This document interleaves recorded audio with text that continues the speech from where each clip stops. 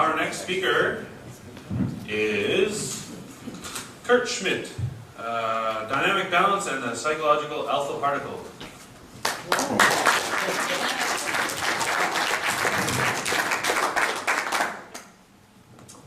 Well, good Sunday morning. This is great to be here. When I was back in Calgary in the 80s studying electronics engineering as a student, I had a student car, and one of my wheels, or one of my tires, had a little bulge on it. But I was a student, and it was okay, right? I could drive around town, and it was no big deal. I mean, I could sense a little bit of a bump, but the speeds were slow enough in town that I didn't really get too concerned. And then I had to drive to Red Deer one day. And as soon as I hit the velocity on the highway, I realized how important it was for me to have my wheels properly balanced. And you can imagine the problem. The faster you go, the more that imbalance becomes critical. And so just by a show of hands here, I want to ask a question about what people are sensing these days with regards to the speed of life. How many people feel that it hasn't really changed that much in the last 10 years? No? How many have this sense that things are speeding up? Yeah, okay, so the vast majority. So what I want to jump into real quick is I have this burning desire to study this concept of balance that everybody was talking about. We're supposed to have balance in life. And really, what did that mean?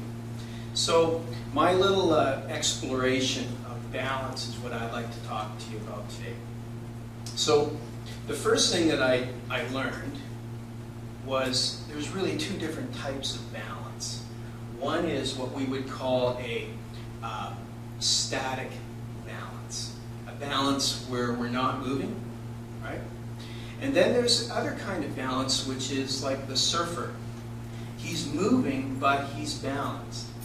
And if I was to ask some feedback from the group here, what are some of the qualities of balance in life that we're looking for? Anyone want to throw a thought out? Yes? Having composure within oneself. Sorry, composure? Having composure within oneself, tranquility. Okay, tranquility. Mm-hmm. Focus.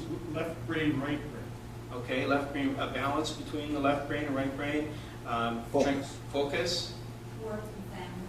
Yeah. Sorry? Work and family. Okay, so here we have an objective thing, work and family. And then we had some subjective things, right? This peace and harmony. Yeah. Good coping skills. Coping skills. Okay. Practice. Practice. Staying present in the moment and not getting distracted into worrying about the future. Excellent, excellent. So what I want to just bring awareness to is that we have both objective analysis of what we would think balance is, but there's also a huge subjective component to what balance is. And I want to jump right into the subjective and see if there's a way that we can actually measure some of the subjective things and see if we can actually balance them. So, has anyone experienced the effects of helium? Okay. You don't have to say whether you inhaled or not. But helium is a very interesting element. Okay. So if you go back to chemistry, you might remember the periodic table, which has labels all the elements. And up in the upper right-hand corner is this element, number 2, called helium. Now, why I want to bring helium into this discussion is helium is the simplest, most abundant element that is stable or inert in the universe. fact, it's the second most abundant element in the universe. I bet you didn't know that. And in the core of this helium atom is this little particle. And the particle consists of 2 protons and 2 neutrons. Now, what I want to get out of this is that there's 4 components to it. So I got a little quote here from the Dalai Lama just to make sure that we're going on the right path here. And this basically says the most important thing is transforming our minds for a new way of thinking, a new outlook. We should strive to develop a new inner world. Now, I'm taking from that the Dalai Lama is telling us that the subjective perspective of life is pretty important. Okay. So if you want to just scroll down, Tyler, I'm going to show a model here of a version of the alpha particle. So this is what I call the psychological alpha particle. So there's 4 elements here, and we could call them 2 protons and 2 neutrons. But we're going to quickly jump into the analysis of this model. Because I think if we were going to study dynamic balance, and I believe that life is about moving, and I believe that if the simplest, most abundant, balanced element is there for us to study, maybe that would be a great place to start. So what we find in the alpha particle, the real chemical one, is these 4 things that are stuck together in perfect harmony. Okay? Now, interestingly enough, if you study the ancient indigenous teachings, you stumble across something really interesting. And that is that living healthy systems are balanced with 4 perspectives. So I would introduce the medicine wheel, for example, Indigenous American medicine wheel, the 4 directions, and as what Stephen Covey would call the 4 perspectives of effective living. He calls them spirit, mind, heart, and body, and I'm going to use that for now. So what's neat about this is I believe that the alpha particle model is a junction point of subjective and objective. And this is how. We can call these our objective.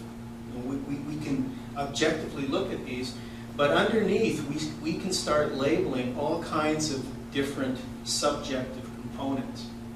Now, why this is important is because when you see the 4 components, you could label 1 spirit, 1 mind, 1 heart, and 1 body. And when you look at all the different systems that are out there, and this is, if you want to scroll down a bit more, Tyler, I got a whole bunch more. Now, I've labeled them the way I see them. And so integrity is spirit, intent is mind, capability is heart, and results are body. They don't have to line up that way for you, but the essential component is that there seems to be this pattern of 4 everywhere. And look at our seasons, right? So nature's pattern seems to be that if you want to have a living, healthy system, you've got to balance 4 perspectives. Not just 2, you've got to have 4. Well, we find out that there is actually 2 pairs. So we have a spirit and a heart, and a mind and a body, and they share values. So we can match spirit and heart together because they have shared values. And mind and body have shared values. And these values are, I'll go on the limb here, one is inner and one is outer.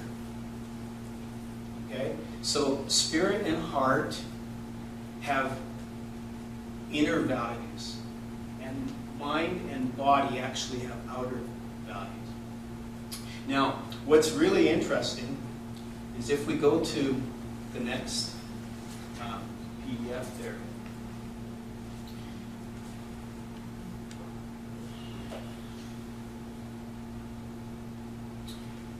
The mathematics that have come out of this are really, really interesting. And what we found is that there's a pattern. So things start with spirit. So we're going to name this one spirit. This one's going to be mind. This is heart. And this is body. And there seems to be a pattern that healthy systems follow. They start with spirit, which embeds the concept with meaning. Then the meaning is accepted by the mind, and a vision or a blueprint is created. Nothing physical yet. Then that information, coupled with vision, moves to the heart, and the breath of life is added to it. And then from there, the heart adds courage into the action component. And the action component brings it back to spirit. And there's a specific type of action that actually we have a name for that makes it really special. And this is called service. Service is the action that brings us back into spirit, brings us back home into meaning. So what I'm showing here is that there's this pattern. And it's actually based on 2 lambda skates or 2 figure 8s. But they move from a figure 8 to a loop, to a figure 8, to a loop. And the mathematics behind this start to become really interesting, because what we're doing is we're blending 2 pairs of opposites in union. And this is really important, because we think that the model not only represents where subjective and objective meet, but any pairs of opposites. So if we want to scroll down just a bit, 1 minute. This is a part of the mathematics that we've developed, and what happens is instantaneous jumps happen. Quantum leaps happen when this pattern is followed. So we want to just quickly show the video there, Tyler, and I'll wrap up. Where we are taking this now, and when I say we, it's a group of friends of mine, Yale divinity scholars, mathematicians, and alchemists, of all people, have found that this is really interesting. But we've also done something else. This is a pattern. This is showing the sequence. Now there's a couple things really want to quickly mention. It's holonic, because inside each sphere is also 4 spheres, and it never ends. It keeps going. And what we've been doing is using this model in the form of a template and a map to subjectively balance systems using subtle energy tools like energy psychology. And we found that we can balance systems, so like a family, relationships, business projects, we can use this model to balance the subjective components and just get out of the way. And we found that we've been able to take unhealthy systems, balance them to this model, and they start to mirror healthy living systems. So I would invite any of you that want to do a little more experimentation. If you have projects, if you have things that you'd like to kick-start, and if you're challenged because you're up against you're being stuck, give me a call, send me an email, and let's see if we can work together and making some projects work. I think this is the kind of stuff that we need to be aware of as we go through the big changes ahead. Thank you very much. Wow.